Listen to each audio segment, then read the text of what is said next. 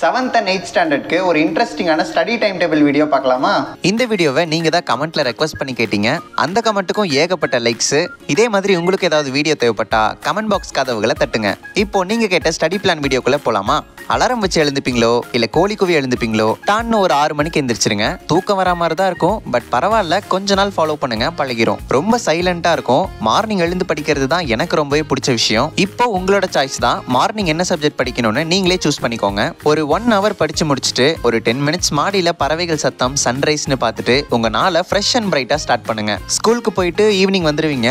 Refresh ஆயிட்டு நல்லா சாப்பிட்டுட்டு கொஞ்ச நேரம் ரெஸ்ட் எடுங்க. ஒரு 6:30க்கு ஹோம்ஒர்க் எழுத ஸ்டார்ட் பண்ணுங்க. ஹோம்ஒர்க் முடிச்சதுக்கு அப்புறமா எல்லா சப்ஜெக்ட்டுக்கும் ஒரு 40 minutes டைம் செட் பண்ணி படிங்க. இடையில டின்னர் சாப்பிட அம்மா கூப்பிட்டுட்டா போய் சாப்பிட்டுட்டு திரும்பவும் வந்து கண்டினியூ பண்ணுங்க. சப்போஸ் ரொம்ப தூக்கம் வர மாதிரி இருந்துச்சுன்னா ஸ்ட்ரெஸ் பண்ணாம போய் தூங்கிருங்க. அடுத்த நாள் மார்னிங் விட்டதை கண்டினியூ பண்ணிக்கலாம். நீங்க கேட்டதை நான் கொடுத்துட்டேன். இந்த வீடியோக்கு ஒரு 10K லைக்ஸ் வருதான்னு பார்க்கலாமா?